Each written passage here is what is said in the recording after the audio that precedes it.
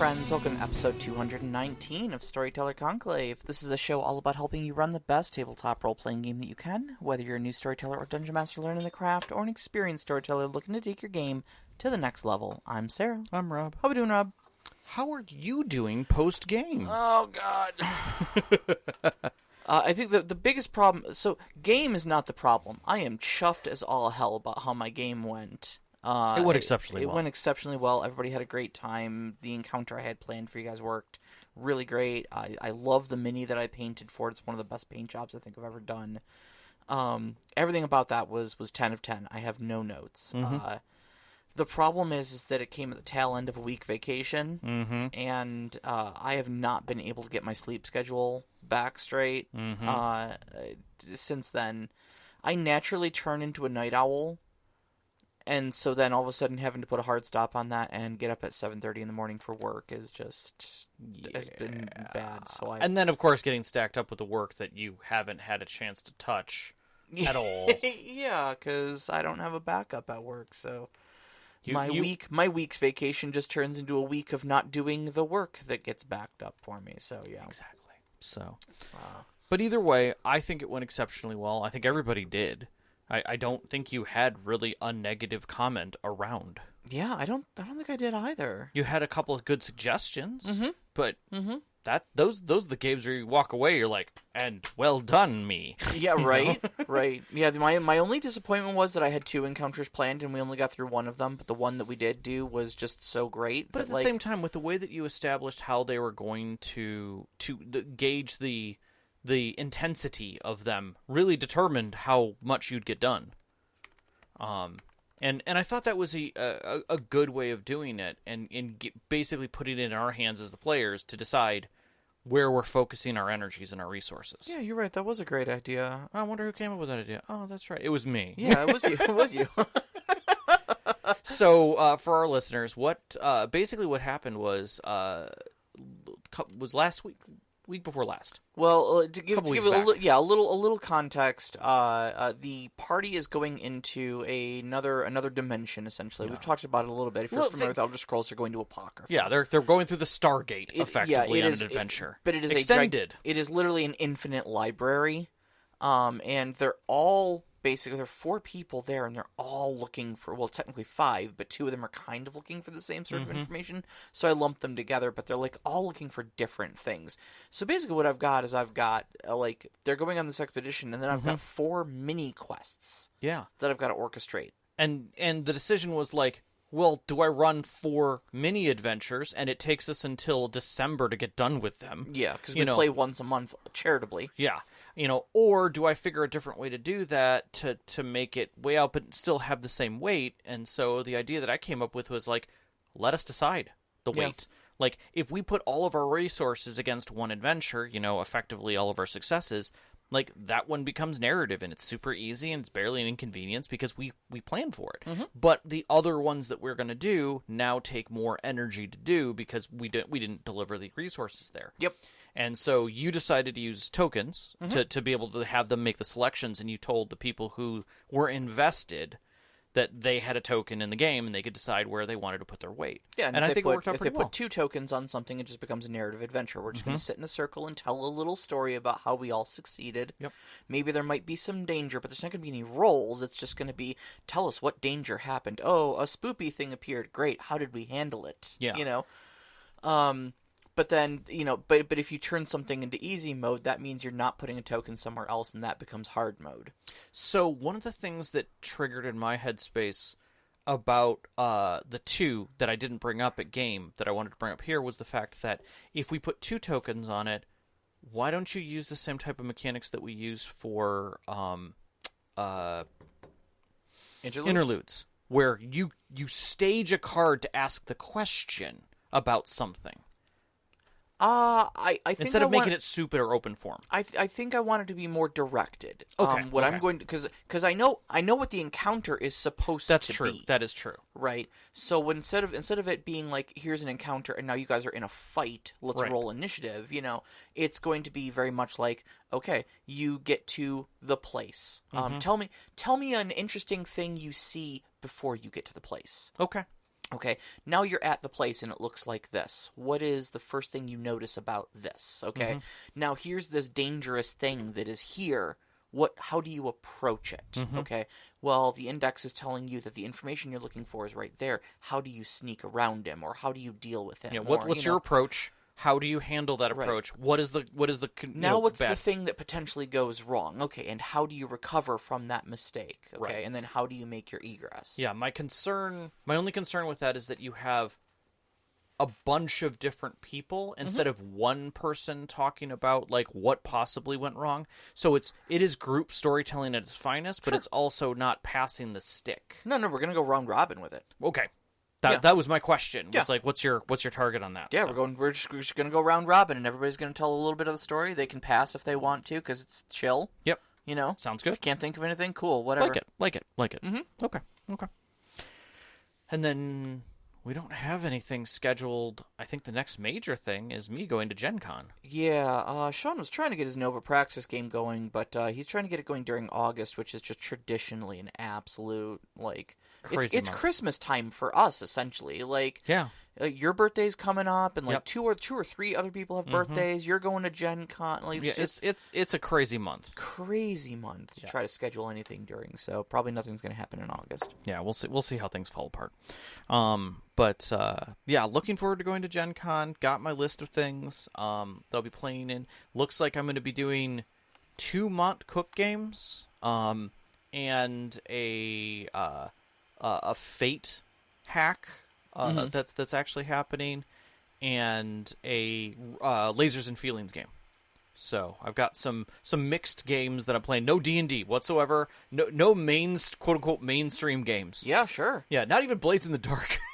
BattleTech is arguably mainstream, but that's more of a tactical board game than it is a role-playing game. And in all honesty, that's a very special event that we're returning to. Yeah. So we're looking at that. Like, that was a targeted thing that we really, really wanted to do. I'm so glad that we're getting to do it. So, yeah, that'll be fun. That'll be a lot of fun.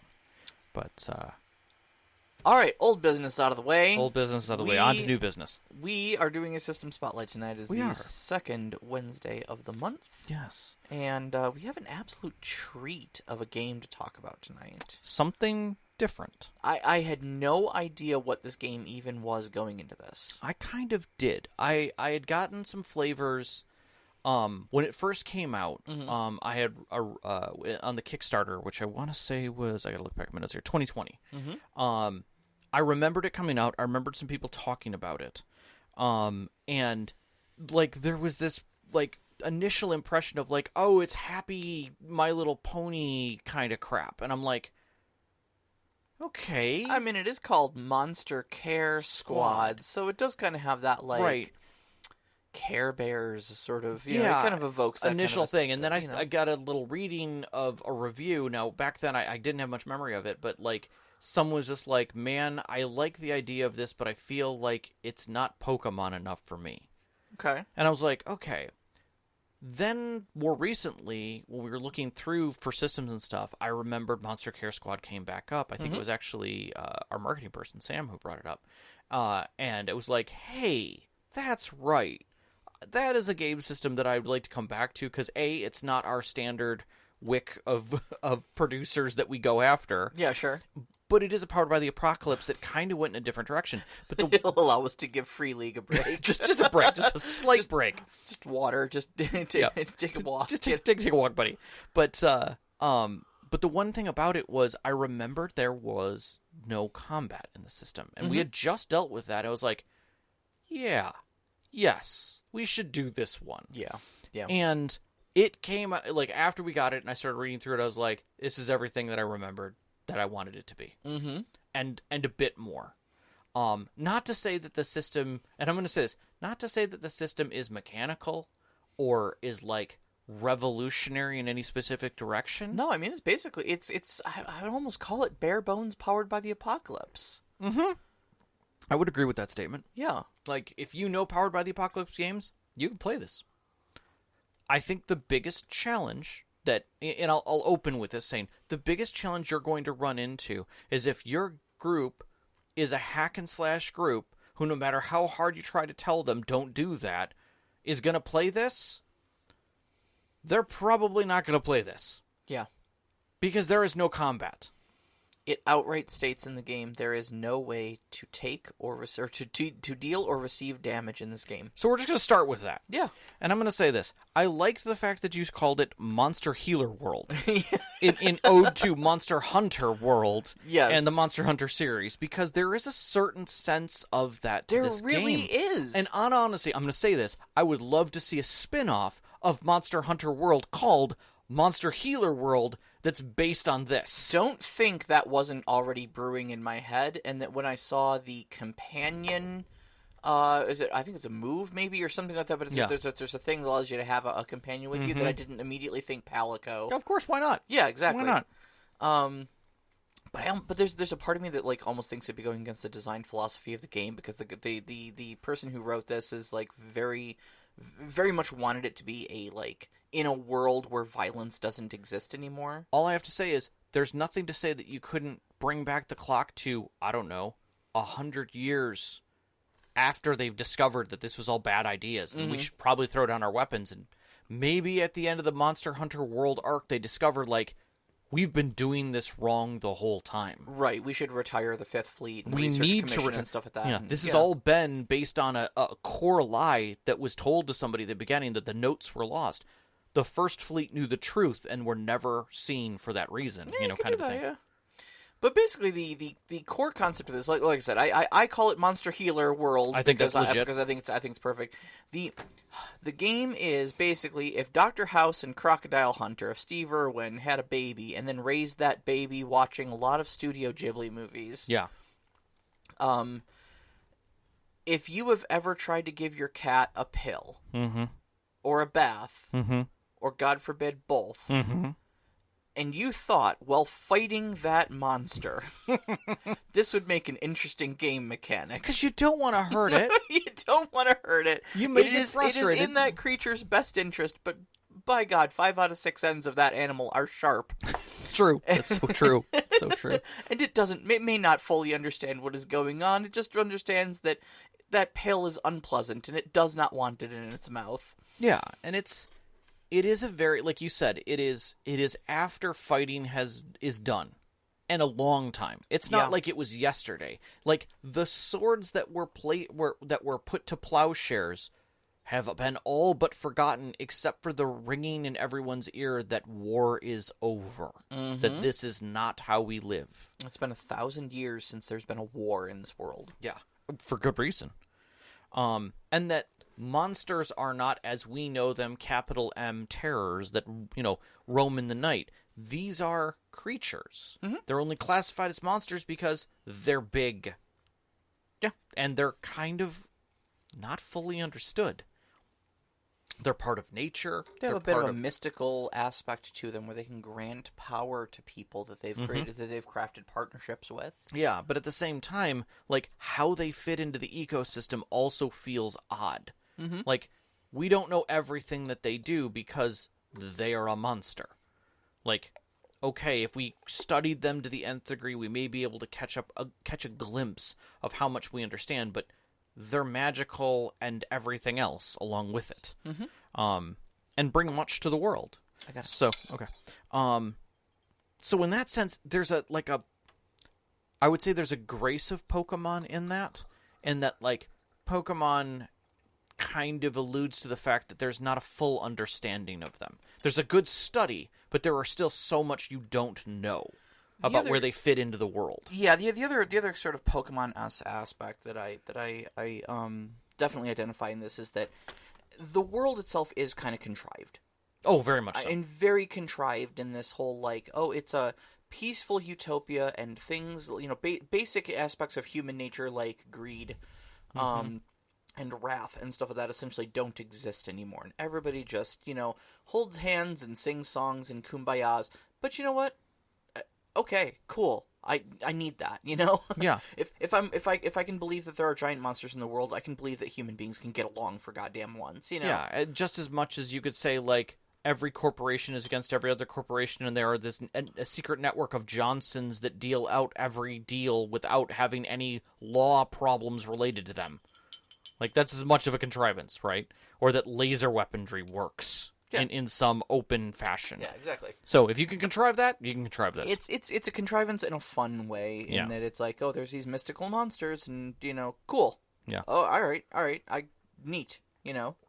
So let me do my standard history. Yeah. Get this done with. So back in July, August of 2020, they kickstarted for 72,000, almost 73,000, from only 2,027 backers. It's relatively small for a lot compared to a lot of the other projects that we've seen and stuff. 100%. But I mean, 72,000 still in the gaming industry. Like, usually you see kits kickstarted for like a couple thousand, maybe as much as 10 or 20,000 if they're really going overboard. So still 72, even though it's a smaller project, is still a lot. And for what they were able to generate from that is beautiful, without a doubt. Absolutely gorgeous book. Yeah, Sandy Pug Games started as a board game design company originally. Liam Ginty kind of has this very co-op supportive design in their life, in the sense that like they're into co-op food, shelter kind of stuff. Sure. And it definitely spills out into the game design and world in amazing ways. But just very supportive, and that crossed over all of the system. No matter where I looked for Monster Hunter or Monster Care Squad, I was always finding intermixed, supportive, understanding people. It was just a very close community that was very supportive of this. Yeah. And it's very accessible. Like, searching for it to find it, you can find the whole book on his indie page, or on Sandy Pug's page. Like, you could dig through the book digitally if you want to, and probably play the game just fine. Yep. But like, you can also order it directly from their website for $25. Yeah, that's how I got it. And most people like who find it at their local gaming stores just message on that site, or just like, hey, can I also get the digital code? Yeah, here you go. And again, that's that comfortable indie support, because they left the tabletop gaming world because it was not a place to survive. Yeah. And this gave them the opportunity to continue making products. And they have a series of games.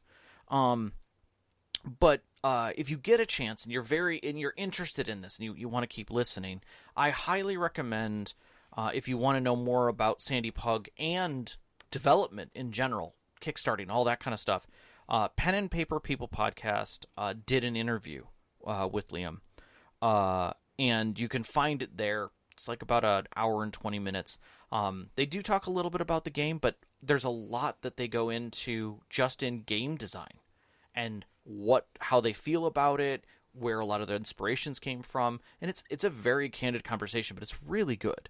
But it gave me a bit more insight on where everything was coming together to make this particular world, which I really like. Yeah. I really, really do like it. Yeah, it really is. Tell me about character creation. All right, so we play as specialists. Essentially, we are veterinarian adventurers. Yeah. That we're monster care specialists. We are the ones that when a monster is in this world of Ald-Amura, is suffering from there's a poison that is kind of leaked into the world. Virus, poison, we're not entirely sure. Not entirely sure, and we're not entirely sure where it came from. Right. I will admit I did not read the book cover to cover, so if there is a revelation in there of where it comes from, I did not.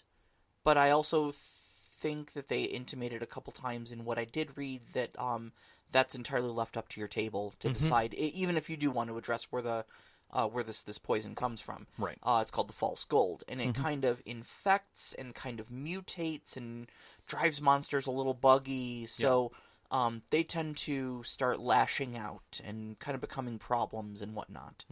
And so, out of compassion, we as monster care specialists will go out and throw ourselves in front of that and try to make sure that monster can be cured of the false gold. So, in making our character creation, this is a Powered by the Apocalypse game, so a lot of these things are going to sound familiar to anybody who understands Powered by the Apocalypse. You've got it's a very sparse, very free sort of character creation. you're kind of able to make up your own, not really attributes, but like your trainings and your backgrounds and stuff like that. There's no real like set lists to choose from or anything like that. So you have a lot of leverage when creating your character. Things that are set in stone, there are 5 attributes. You've got force, fine, grit, acuity, and allure. Force is basically your strength, fine is basically dexterity, grit is basically toughness or constitution, acuity is basically intelligence, and allure is basically charisma. 4 of these things you will fill in with a training that is associated with that attribute. Okay. And then 1 of them you'll also give a background. Which I love. This isn't something that you're going to be that isn't part of your training. Like, you didn't specifically go to school to become a monster care specialist and learn this thing. That is a training. A background is something that you bring from other aspects of your life, be it your culture, be it your upbringing, be it a hobby. Yeah, I love the fact that you could have, like, your character started out as, like, a sumo wrestler. Yeah. And then went in to become a specialist, so they're strong from their wrestling and they can wrestle things. Right. Oh, what, monsters are the size of elephants and need to take their pills? Okay, cool. I'll hold this. I'll hold his mouth open. Yeah, no problem. Exactly. You know. Yeah. And they also said that, you want to pair these up, each one of these up with an attribute. And it can say a lot about your character, what you pair with what. In the book, it says something effective. Someone who performs surgery with force, as opposed to fine, says a much different thing about your character. Correct. So you fill those in. Basically, where these trainings and this background comes in is if the role you're trying to make, if that particular training or background applies to the situation in which you are making that role, then you get a +1 to that role. Yeah, simple enough. That's it. It just leans into your wheelhouse a little bit. Yep. You're going to assign each one of those attributes either a plus or a minus. And very much like any other Powered by the Apocalypse game, your skills go from +3 to -3. You're going to start off with 2 +1s, a single -1, and 2 zeros. Those directly translate to die roll modifiers. Yes. You then choose signature equipment. Which I love is just something that helps you with your job. Yep. Like, that's it. There's no set list. There's no stats for anything. It's just, what's a thing that's unique to you that you bring? Right. I have a giant ladle. All right. Okay. Cool. That helps me deliver, medicine. Yeah, look, hey, if you have like a soup or a, Yeah, some sort of liquid medicine they need to take, I'm sure that ladle's going to come into play, Like an adamantine bowl that's indestructible. Yes. So, like, you can make, like, a chili that, like, is 20,000 degrees because it's got to get up to a certain temperature. To cure that lava monster, of course. Yeah. Correct, because, it's got to get the only thing it'll eat. Yeah, so you got to get it up to temperature and then deliver it, and that thing will do it, kind of a thing. I love that concept. Yeah, exactly. So. Then you choose a specialty. It's kind of a unique trick your character can do. Again, there's no set list. There's some descriptions of, like, good ones and bad ones. But it's things like you can identify plants by their smell alone, or you can run faster than anyone else in your group. Not that you can run, faster than the speed of sound or anything like that. Don't go over the top with them. Don't try to, make yourself superhuman, unless that's the type of game you're playing. Then everybody's going to be superhuman. But just do something that makes you fun and interesting and gives you a neat little quirk to how your character works, And then we've got a list of moves that you can kind of choose from, and you pick 2. And it's an extensive list, but, like, that list of those moves fall into some of the mechanics. So it's not just a move, it's a move that sits within the mechanics of the game. Yeah. Whereas, like, Powered by the Apocalypse moves were very generalized in some of the other games, whereas this one's like, nope, this move is really targeted for this specific action style and position in the story. Exactly. Like, and that is cool. We talked about, your background is you used to be a sumo wrestler, and, like, grappling with a monster that is, the size of an elephant or something like that, trying to get it to eat its pills.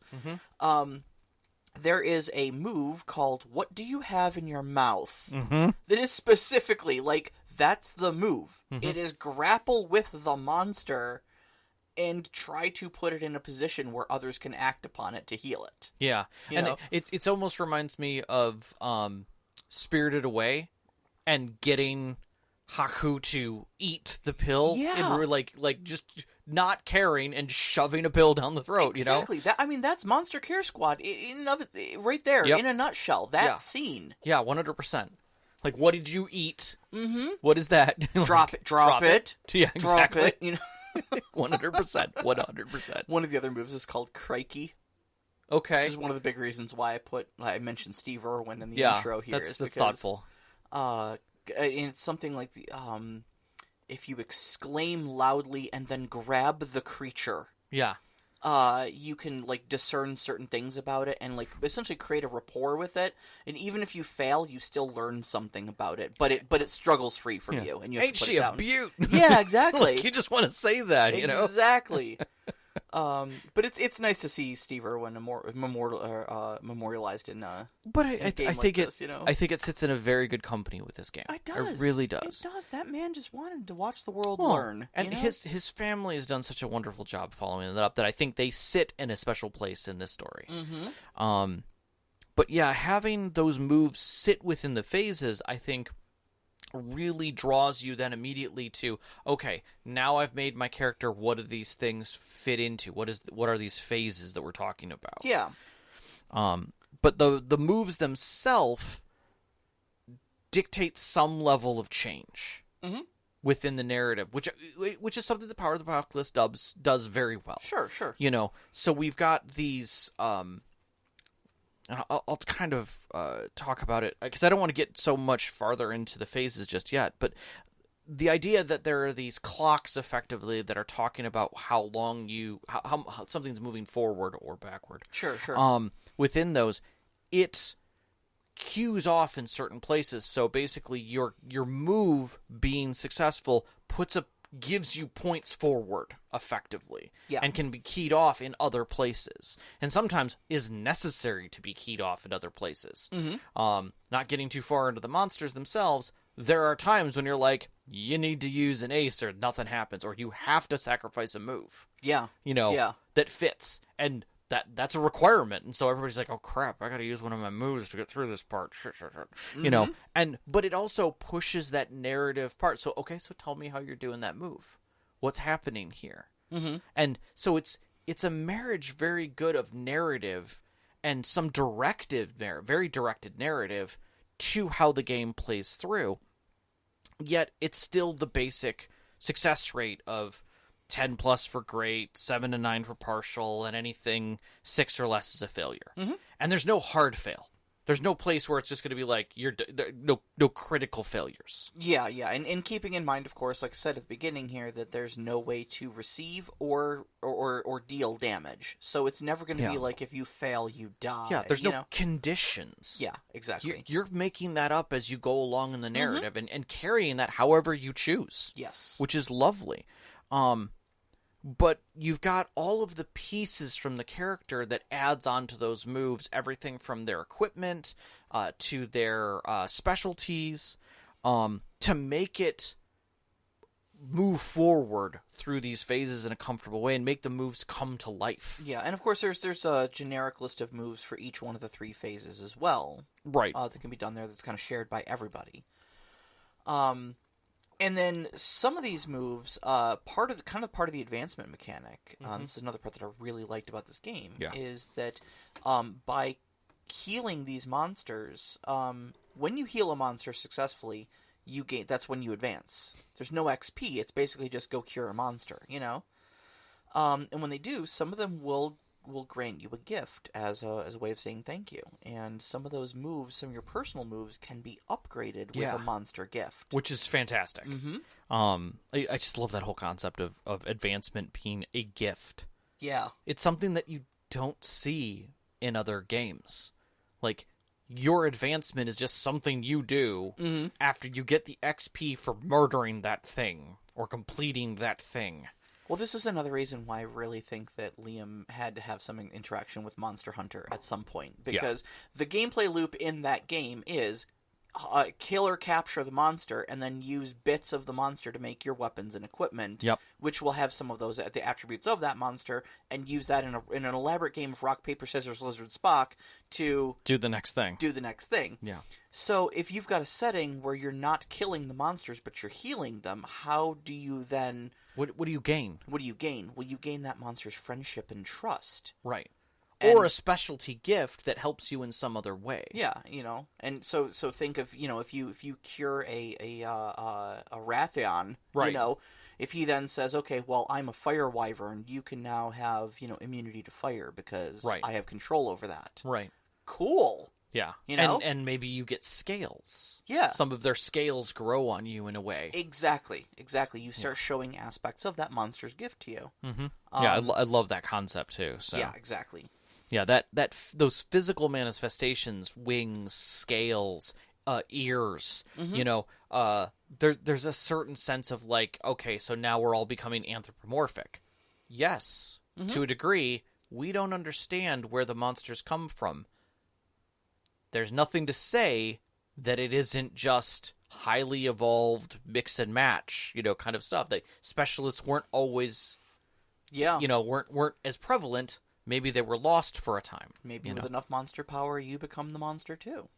But not in the traditional sense of Correct. you ascend. Exactly. I don't know. It's your game. You decide. Face of bow? Yeah, basically. For those Doctor Who fans. But yeah, it's 2d6. Simple. Easy. Yeah, 2d6 plus your modifiers. Yeah. If your training or background comes into play, +1.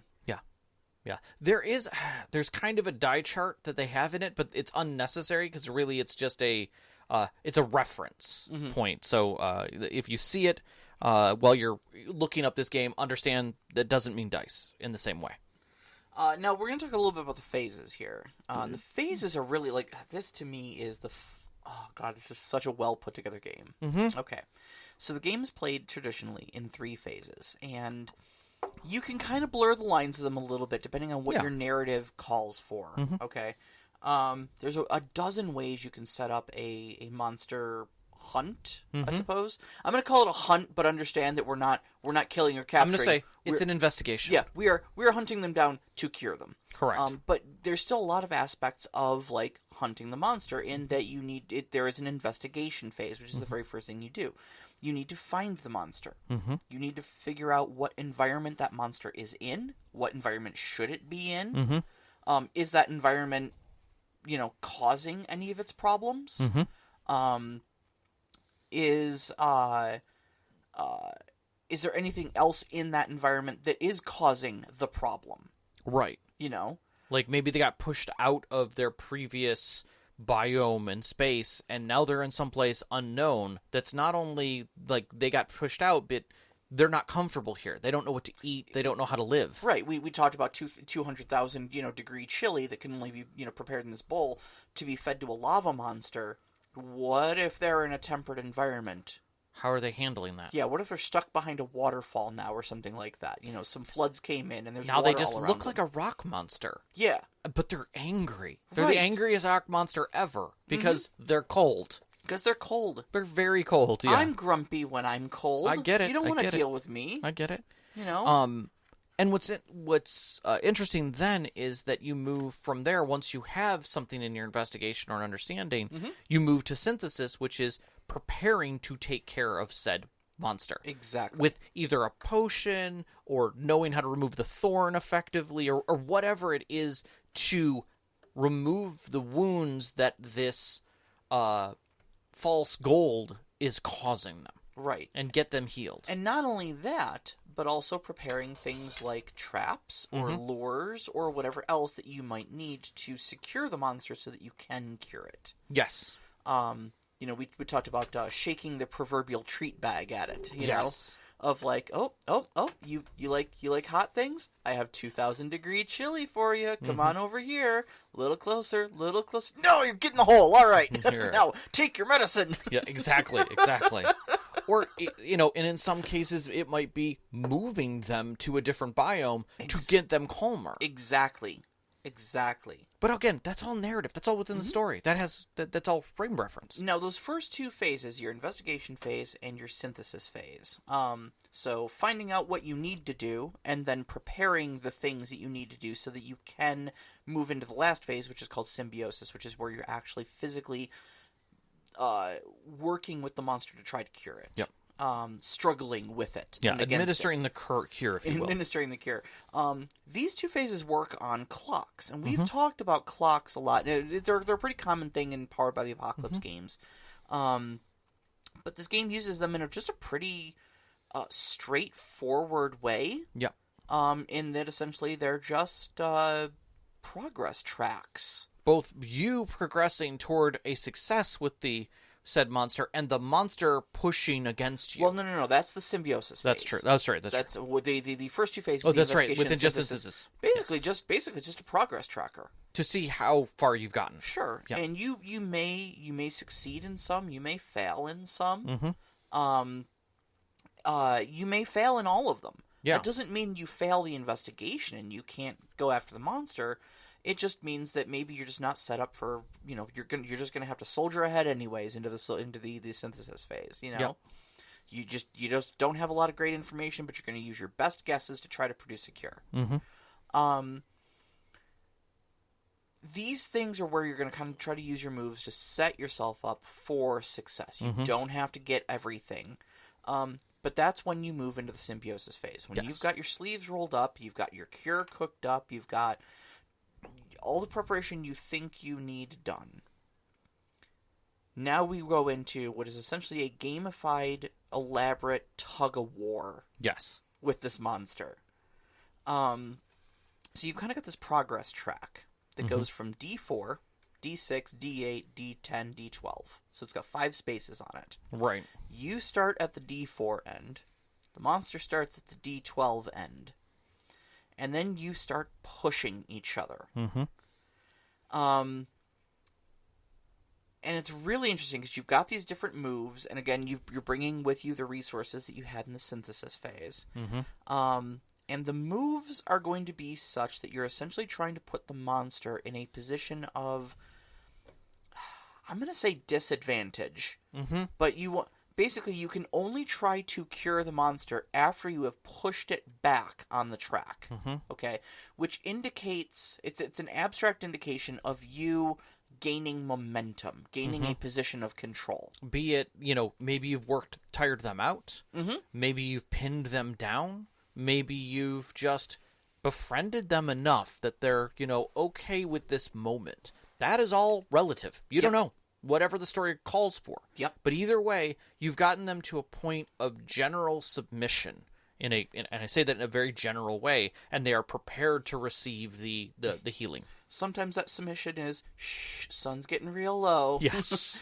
Gentle, go to sleep, go to sleep, go to sleep, go to sleep, go to sleep, go to sleep. And sometimes it is, what if you've got in your mouth? Open! But again, you're never hurting the thing. That is your first guide is always to care for the monster. Do no harm. Yes. Yes, exactly. And technically, you can't hurt the thing. Nope, it's good just luck with that. not in the rules of the game. Nope, not there. And they can't hurt you. So it's just an elaborate wrestling match of trying to get your cat to eat its pill. Yep. Now, if you succeed, then monsters will have multiple wounds essentially that you are all trying to cure. So, and then each wound essentially gives them kind of a special ability. So, as you're curing them, the fight is technically getting easier because you're removing aspects of the false gold that is making them more powerful as a foe. And so, it's this kind of like tug-of-war wrestling match, battle of attrition. It's actually a lot like sumo wrestling, if you understand the rules to that, where you're both trying to push the other one out of the ring. If the monster backs you off of the D4 side, you can either spend one of your aces, which is kind of like a meta currency you can build up with your successes in the previous things. You can either spend one of your aces to stay in the fight, or sometimes you just need to retreat. Yeah. Retreat, regroup, rethink things, maybe bring in some reinforcements, get some bonuses, come back and try it again. Yeah, and there's nothing to say that you can't say what we were trying isn't going to work. Let's redo the investigation and synthesis phase. Yeah. and retry a different way. That's story. Go ahead. There's nothing wrong with that.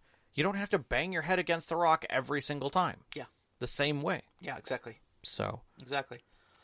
And that's basically it. It's just pushing the monster around, trying not to get pushed yourself, and then just making them take their medicine. Yes. And at the end of all that, once you've cured them completely, they're going to be grateful for you.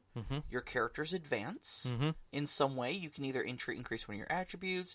You can unlock the monster gift ability of one of your 2 moves that are special to your specialist.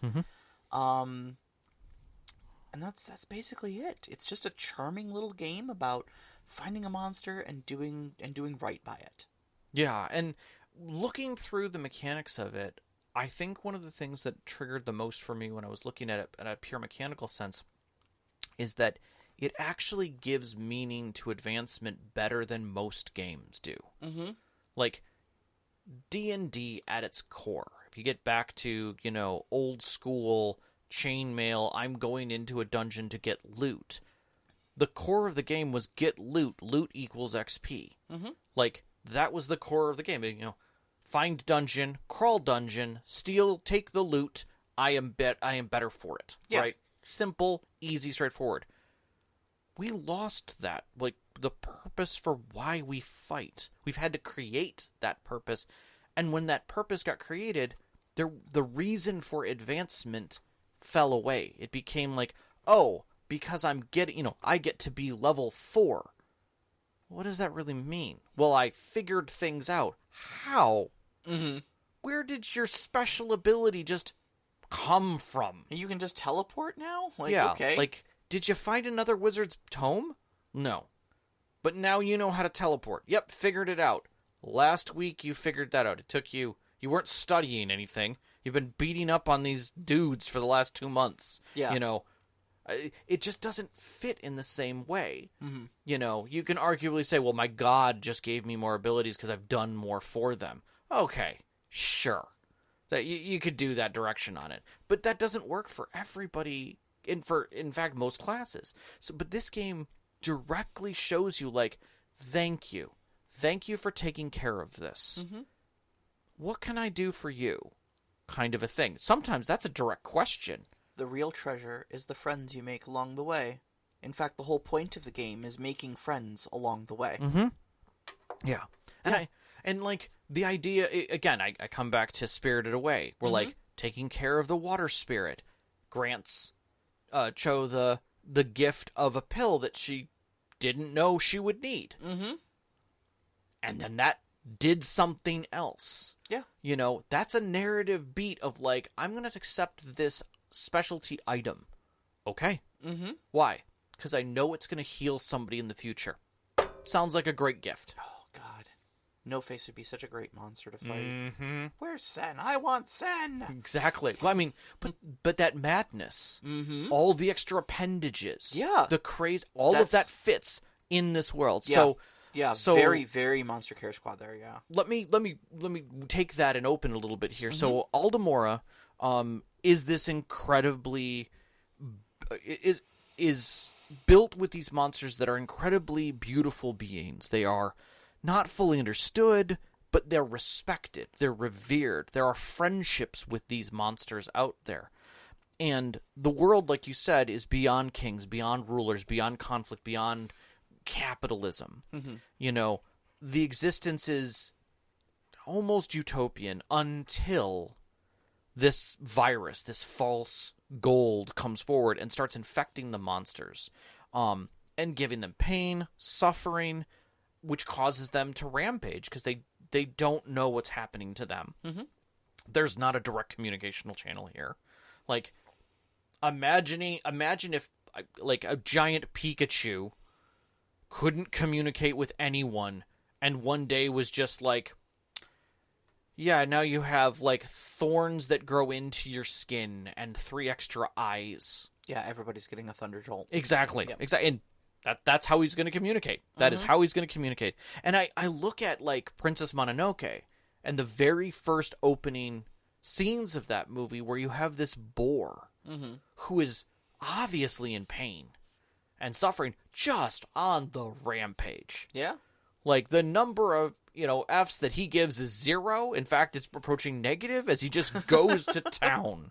And that is a great depiction of what the false gold does. It's in their pores. It drips out of their eyes. It's easy to tell that they're infected. And people know it because they know that creature. It lives among them. Leads the boars in summer from planting yard to, from forest to land so that they may breed. What else? We're not sure what else, but we know we see it then. This year the boars didn't come, but we found this ichor.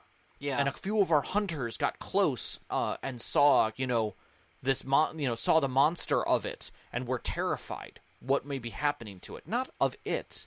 Obviously, it lives here, so do we. Like, we're going to have to figure that out, but, like, how are we going to live? Like, what's going to happen? Okay, well, let's see what happens. So, the rule of all of these care specialists is that do no harm is number one. Which is, again, the reiteration that there are no mechanics in the game for that. But it starts as a very simple assumption. And it isn't until you start looking through the book and putting together this narrative that you run across the idea of what they're really saying about the setting. And that there's this lovely section where there's a letter, straight up. It's just a page. And it's a letter from a specialist's mother to the specialist. And it shows how the game should be compassionate and supportive. And it really exposes the creator's notes and their viewpoints that this game shouldn't be about you bringing the contemporary setting of racism and sexism and bigotry into this world to fight. Those don't exist here. Stop worrying about that. We're working on something else here. We're going to start with the assumption that we want to be inclusive, that we're supportive, that we're here together, and we're solving something worse. Yeah. We're helping our friends, even if our friends don't understand us and they're rampaging. There's a hurtful thing that has entered our world, and that thing is so repugnant to us that we're all going to band together to help one another. Yeah. To expel it. And within this narrative, there's a sub-narrative that splashes everywhere, from the way that the achievements are presented and and it's painted out in black and white in a very simple line. And this particular letter, the mother goes on to say that she was upset with herself at how she responded to her child coming to the door after being gone, like had gone to education, became a specialist, went out and did rescues, and walks through the door different. Now, we understand that, like, going to college changes you, but imagine if you went to college and then were out in your career field for 5 years and came back with wings and claws and, like, maybe, like, I don't know, cat ears? But you walk in the door and there's a moment of horror. That this isn't the child that I remember. Yeah, yeah. But it's not terror, right? And it talks about how sad they are that the child had to see this, that their child had to see this, and how sorry they were. And there's a section that says, "My privilege is not holding a shape of you in amber, but to see you again as you are, however you are, whenever you come home again." And you look at that and you go, I know what this subtext is saying. Stop tearing at my heartstrings. Yeah, those are some trans feels right there. Yeah. And I can respect that. And I can understand that is a love note of the creators to the people reading of, this is my setting. Yeah. Please don't pervert this. Yeah. This is what I'm trying to teach. And then the book goes on for another 92 pages of this 176-page book to talk about the cultures, the cities, the monsters, events that occur in them in an easily digestible way, like small paragraphs with beautiful art. Beautiful illustrations. And so colorful. These very wonderful, colorful images. But, like, there's a weather events section There's poems in here. There's a 6-page adventure that helps you kind of get a start point of how the game should feel. And I love those. I love when there's a good adventure in there. But it ends with this epitaph to the last monster hunters. And it comes back to what you were saying and what we were kind of talking about, the concept. And there's a small section at the end. And some of you may recognize some of the wording of this. And I want to read this. And this is to speak to the time when they did hunt the monsters, and they ended that. And there's an image of in watercolor of a hill filled with swords that have all been staked in the ground to kind of denote that this was the end of war. And it says, "This place is not a place of honor. No esteemed deed is commemorated here. Nothing is valued here. What is here was dangerous and repulsive to us. What is here is dangerous in your time as it was in ours. The danger is unleashed only if you disturb this place physically." Mm-hmm. Now, Sarah reminded me of kind of where this directly comes from, and some of you may recognize it as well. Lifted directly from a nuclear waste disposal site. Right. To warn people of how dangerous it truly is. Because thousands of years from now, when America is not but a memory in some historian's book, that stuff's still gonna screw some people up if you dig it up. Yeah. It's a danger. Yeah. So, I think it was a beautiful mimicry of that for the same reasons. Like, don't come here and pull a sword out of the ground. Yeah. It will only cause a problem. And the thing about the setting is that magic and technology are indistinguishable. Some places may have electricity or steampunk or straight up magic going on around them to do the things that they do. Floating islands, flying cars, whatever. None of that is relevant. It is just a part of the nature. So you don't know whether this story is happening in some mystical place or our future some 5,000, 6,000 years from now. Yeah. You don't know. So the idea that something there is dangerous could be as simple as, yeah, there may have been swords there, but there's nothing to say there aren't nukes and laser cannons or whatever else among that space. But regardless, That's true. Leave them. Yeah. They're just as dangerous. Don't do it. Just don't do this. So that steps me into the DM section. And I'm going to step into this by saying that they use the word guide. And I like that. I like the concept of a guide being the storyteller. And they're there to basically use the same kind of powered by the apocalypse moves to move the story ahead. And they've got things, that are recommended, that these are your moves. Your present a friendly face that in need of help, uncover wisdom in a hidden place, put the town or its people in danger. Typical storyteller style moves that we do anyways in storytelling. But there's this concept of a mentor character. Now, this is a GMPC, and it's sometimes put forward that, like, if you've got that one person who's just there to listen in, maybe they're playing, but maybe they're not. Maybe they're thinking about, like, being kind of involved, but they're peanut gallery, really. Like, they're the girlfriend of someone who's playing there, or they're the roommate who listens in. Yeah, right? yeah. You could give them this guide PC and allow them to kind of help the group through the story, move through all the pieces. And sure, why not? Why not have a guide? The other thing that it says is that if you, as the storyteller, choose to run that guide PC, the game fundamentally changes in that any of the players can now grab from that guide move set to move the story forward, which is great. Now it becomes true cooperative storytelling, and it's just that simple. Yeah, absolutely. Like, you can have a GM-less game with this, without a question. Very reminiscent of Kids on Bikes. Yes. Getting to run the superpowered character all as kind of a group activity. Yeah, which you could easily do as well. Yeah. Which means that you can also technically turn this all into solo mode if you want to, and just play this game by yourself. There are rules for it in the game. And the rules, again, not complex in any way. I may actually try a round of that or two. Why not? Yeah. But the process of the actual monster activities has a very basic finish. We talked about the phases, but in truth, monsters have 3 wounds. Most of them. Some you could technically dial that back, but the average is 3 wounds that you have to. Some of them are active and some of them are passive.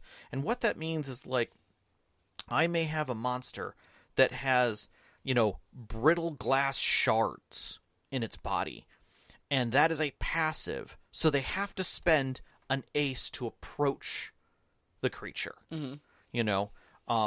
But it also might have gore as an active, and that gives them control, right, of a space. Yeah, darn right it does. So that's stab me with their horns, they've got control. Yeah. Correct. So that's their kind of push that they can do. And I'll use the term "their push" as what control is there. Yeah. And then you have something powerful like a verdant beam, right?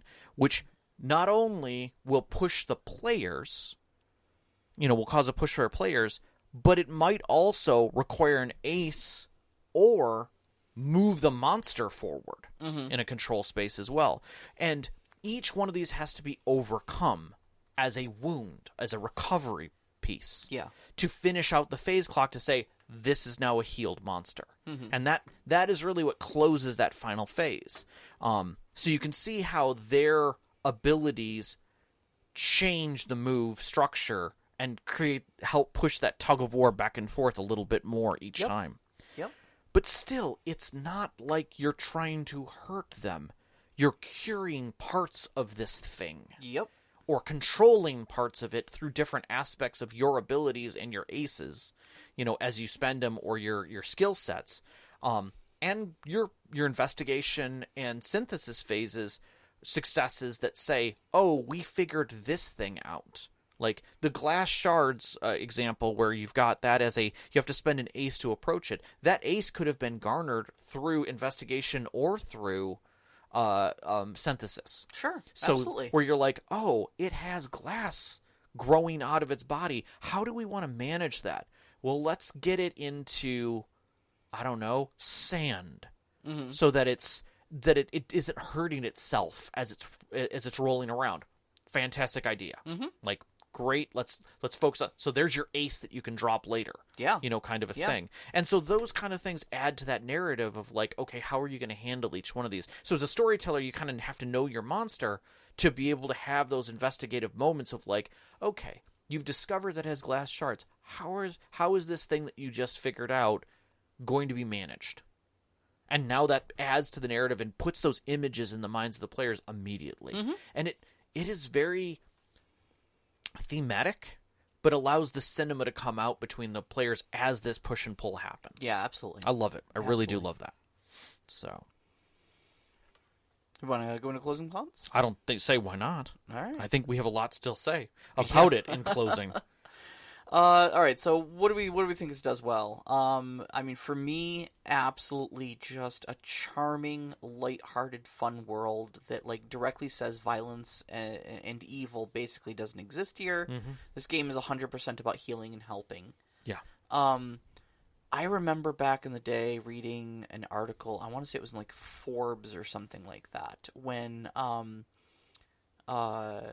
Legend of Zelda Majora's Mask had come out.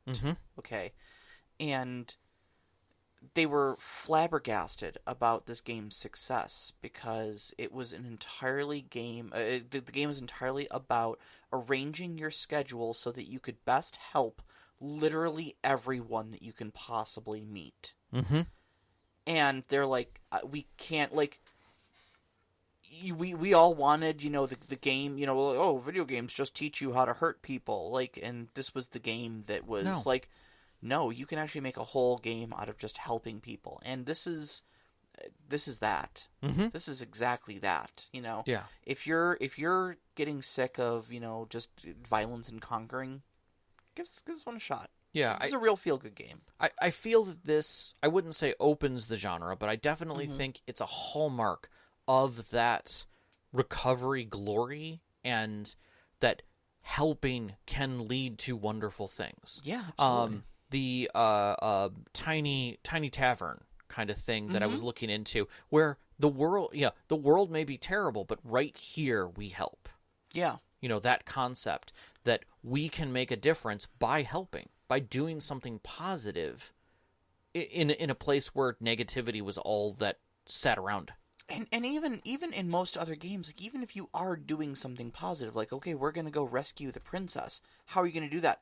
We're going to kill the dragon that kidnapped her. Yeah. Okay, so you're solving it with violence, Yeah. Oh, but the farmer's daughter's been kidnapped by goblins. Cool. What are you going to do when you get there? Mm-hmm. Well, obviously we're going to kill the goblins and rescue the daughter, right? Okay, cool. Some more killing, Yeah. It's just who you're going to direct your violence against. Yeah. This is just that one step removed from that. And I'll say, if you've got players in your games, in your D&D games, who are already trying to make the wolves their friends, or get the behold or a contact lens or something like that, by all means, this is the game they really should be playing. Yeah. If you're playing with the 14-year-old girls who decided to sit your orc war chief down and give him therapy, this is absolutely the game they need to be playing. 100%. But it also, I don't feel that this game is necessary, but it is a good lens. Mm-hmm. So if you listen to this, you're like, that sounds like a really cool idea. Do it. Mm-hmm. Change your game. There is nothing to say that you can't put these aspects in your game and give your players another choice. Some of the mechanics in this fundamentally work. The idea of investigating, the idea of coming up with a solution, and then figuring out how you're going to do that solution in a way that it doesn't harm anyone, or harms as little as possible, right? Mm-hmm. So that at the end, everyone can succeed, right? And move forward from this. That is fantastic. So in that sense, this game does a great job of presenting problem solving in a much better light. Mm-hmm. And it's exceptionally forgiving in its mechanics. Yeah, it really is. Like if you get pushed out of a I'm gonna put this in giant air quotes. I'm just gonna use the word fight. Mm-hmm. You get pushed out of a fight with a monster. It's not like anybody gets hurt or anything like that. It's just okay. We need to retreat and reassess. Maybe do some better planning. Come back better equipped. Yeah, exactly. That's it. Like go try it again. You know. Every other game, it's like, oh man, we got our butts kicked and so died, and like, oh yeah, we're gonna have to figure this out. We'll have to get a new adventurer. Total party wipe. No, nobody's wiped. Mm-mm. I mean, maybe you're wiped out like as in tired, but like, sleep on it. Come back with more equipment tomorrow and do it again. Right, but it also kind of bends away from the you will succeed, but there will be consequences. Yeah, you don't have to succeed every time. Yeah, the consequence is you got to try again a little differently. So. For that, this game is probably one of the first role-playing games where failure is an option, and that's okay. Yeah.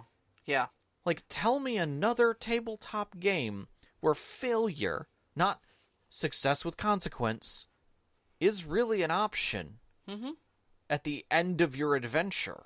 Yeah. To create more narrative. It's hard to think about. It really is. It really is. Like, I'd be interested to hear from our Discord members after listening to this, if you can find another system that has failure that creates more narrative. Mm-hmm. And the game supports that. Mm-hmm. Not you as a storyteller. The game. Yeah. Because even Mouse Guard doesn't have that. Mm-hmm. You just fail forward. That's right. You do the thing, but you might take some consequences. Yeah. Yeah. No, I get you. All right, so where does Monster Care Squad not fire on every cylinder here? I'm going to say the one thing that kind of sits for me is the same problem that most Powered by the Apocalypse games have, but I think it handles it better than most, and that is anything will do. Your specialty's fine. Yeah. Like, what's your tool? Whatever. And it's like, you gave me like 3 examples, but that doesn't really fit for the character that I have, so I don't understand.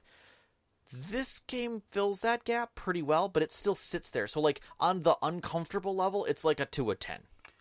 Where some other games sit it way higher than that. I could feel myself bristling just a little bit, because I do need a tiny bit of crunch as a treat. You know? I need just a little definition just to give me a shove in the right direction. Yeah. And I feel like Monster Care Squad was very loose. Like, just give me a list to pick off of.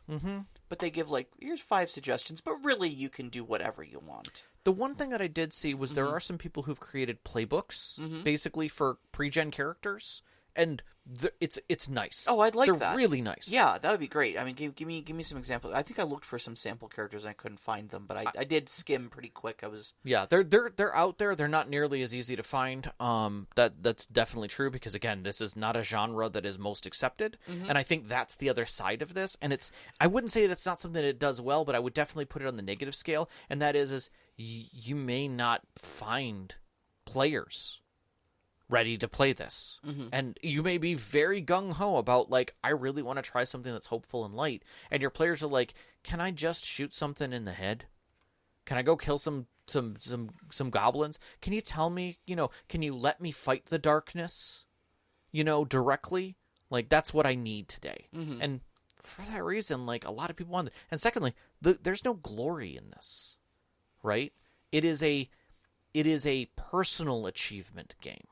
It is not like you're going to get the +4 Sword of Might, and don new armor. But you might get wings, And that's the thing, is that those kinds of achievements are also chosen. Yeah. The power fantasy concept is definitely not in this game. That is Yeah, not what you're never going to have a power fantasy in this game, and that's kind of a turnoff to a lot of people who play. It's true.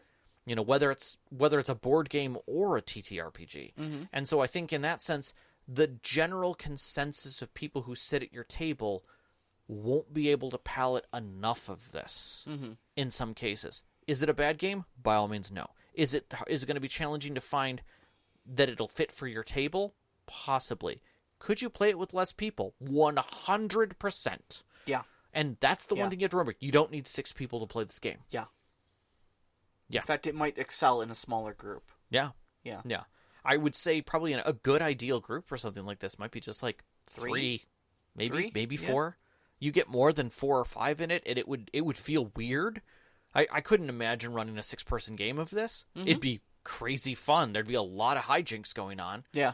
But yeah, think of it like a Monster Hunter game where you're only going to have like 2 other compatriots and maybe a Palico running around with you, kind of a thing. It should be something that is lighter and quicker, and it is definitely going to have that feel. Knox actually has a great little insight here in the live show chat. He says, helping isn't always stress relieving. It can be, but it's also not. I stress over not being able to help and know that they're in pain. I don't stress when I'm just blowing something's head off. See, and that is, I agree. That is a great way of, that's a different way, but a great way of explaining it. Yeah. Yeah. And it's a different mindset to step into.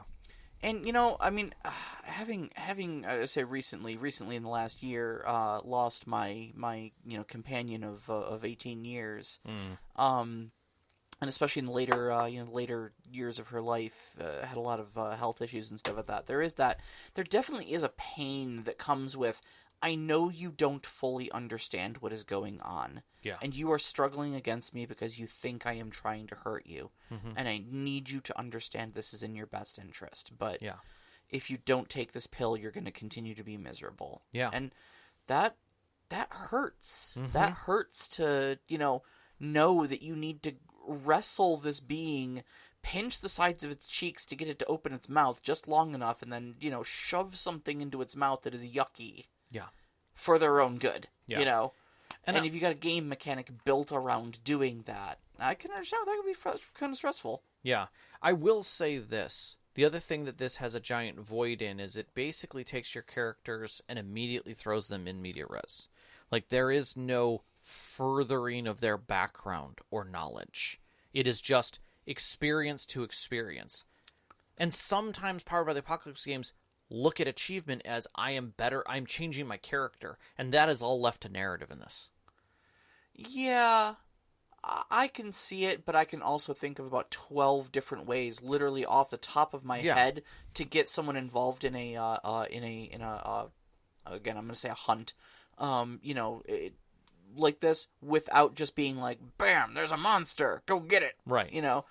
But it's not presented well in that sense. Like, if this was my very first game, I'd probably run that adventure as my start point. Yeah, sure. But to say, like, what's a hook to pull your characters together. Mm-hmm. They present it well, and they actually have a really good 4-page. There's another thing that I think it did very well.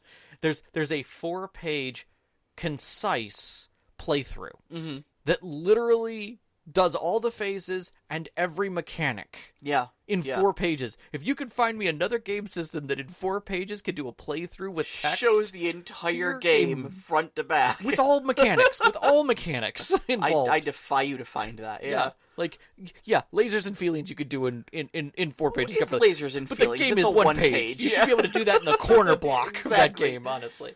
But I would say that that was a wonderful thing to see in this game. But to have that gap, that the story of your character is narrative. Yeah. I'm giving you how to handle, quote unquote, the challenge. Everything else enjoy. Mm-hmm.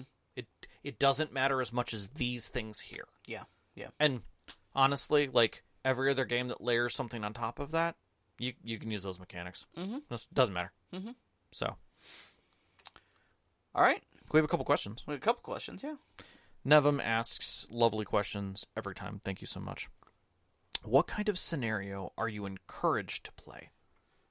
It really only kind of does one scenario. Does one very well. This cup of coffee is coffee. Yes, exactly. If you are looking for a different type of scenario other than investigate, synthesize a cure, and then administer the cure to the wounded animal, you should play another game, because that is what this game does. It does it exceptionally well, but it is the only thing this game does. Yeah. You walked into a coffee shop. They have coffee. It is either hot, cold, delivered, or sat at a table waiting for you. Yeah.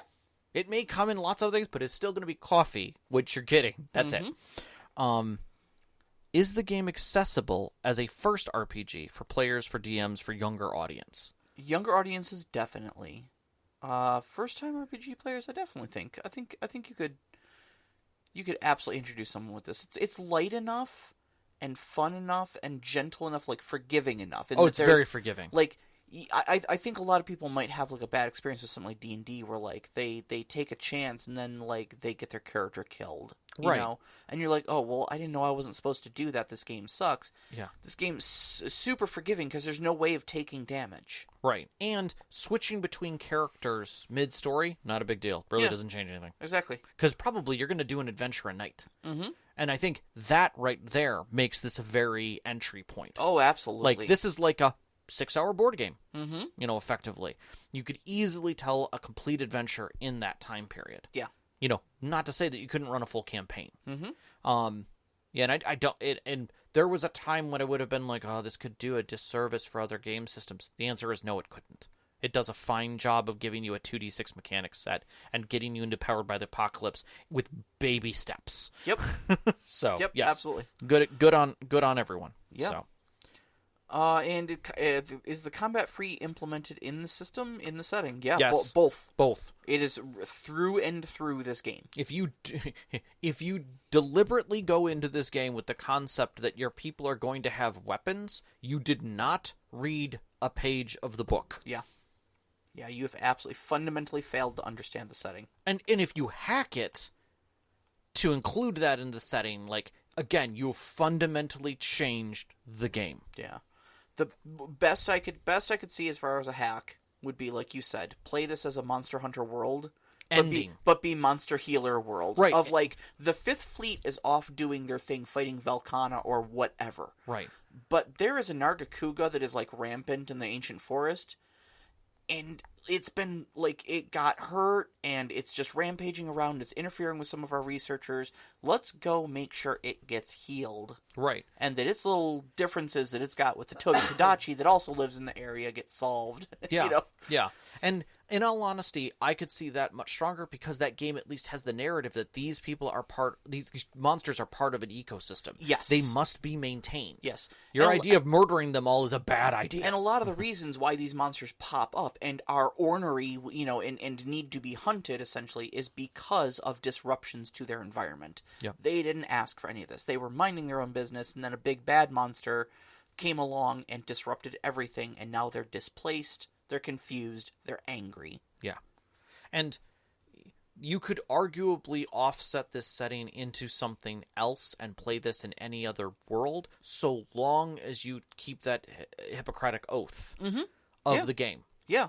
You know, I could easily... We talked about having... about using a different system to do... And I was trying to remember the system all the time, and I can't think of it. To do a world savers group. You know, your Thunderbirds group. Oh, yeah. This game has all of those kind of feels to it. We're talking about Cortex, yeah. Yeah. You can easily do those types of things within it and do a non-combat game.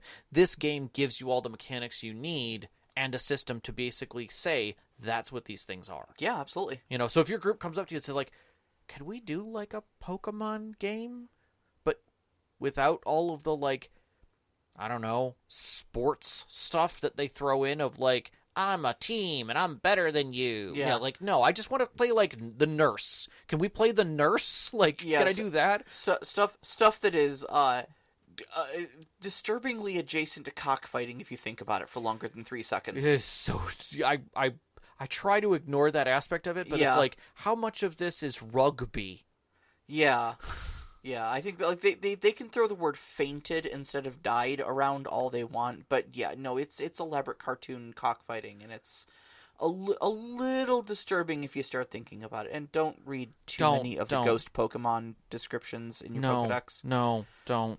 That will break your brain. Yeah, but I feel that this game has all of that, and I love it. I think it's great. And funny enough, Liam goes to Gen Con every year, not to hawk... I mean, I'm sure he does hawk up his games and talks about things, but he loves watching people play them and be people in his world. Well, if you see them, I said hi. I will 100% say hello and go from there. So absolutely, because this was a joy to read, and I hope to run one day for some people. Yeah, so, absolutely. So next week's topic. So we joked earlier about the real treasure being the friends we made along the way, but that's kind of what we're going to be talking about next week. Our next week talking is about external player motivators. All right. So, I mean, usually we do dangle things like money or items, loot. Loot with a capital L in front of our players to motivate them. But first off, that doesn't work for every character archetype. It doesn't always work all the time. I mean, when you have enough money, or you have enough loot... When capitalism fails your group because they're here. Right. Like, I don't need money. Why? I'm a powerful wizard. How do you make your characters go? How do you entice them to continue to get into adventures and whatnot? Yeah. And so those are the external player motivators we're going to be talking about. Other carrots to dangle. Yeah, and we've dabbled at these at the beginning, like character creation stuff, but also like you have those games where people start out at 5th level because they're fighting a god, right? Yeah, like, sure. What motivators sit there? Like, do the players have to give them to you? Mm-hmm. So we'll have some fun with that and see if we can give you guys a little extra time to think about it yourselves for your own games. All right. Well, in the meantime, you can find us on Twitter at st_conclave, on Instagram at st_conclave. Listen to us live every Wednesday night at 7 p.m. Eastern Time on mixlr.com/storyteller-conclave. And join us up on our Discord. We'd love to hear from you there. Talk with the other great storytellers that are up there. Bounce some campaign ideas off of them. Yep. Toss us some questions. We can answer them here on the air. You can find that link on our Twitter as well as our website, storytellerconclave.com. We'd like to thank our Patreon members who help us out every single month, especially our name members, Knox in the Box, Sam, The Arcane Asylum, Sparkle Motion, Veteran, Hulavu, Subjet. We really appreciate all your support. Our pre-show music is by Arcane Anthems. You can find them at patreon.com/Arcane Anthems. Our intro music, which you're hearing right now, is Geefrog. You can find that at geefrog.bandcamp.com or on Google Music or on YouTube. Our outro music is Only Our Footprints in the Sand by Midair Machine. You can find them at freemusicarchive.org. And a big shout out as always to our families, Vicky and Sean. Thank you so much for loving and supporting us. Thank you. All of our friends who've sat outside our tables to give you these great stories to share with you and you, every single one of our listeners. We love you guys so much. Love you guys. Good night. Good night.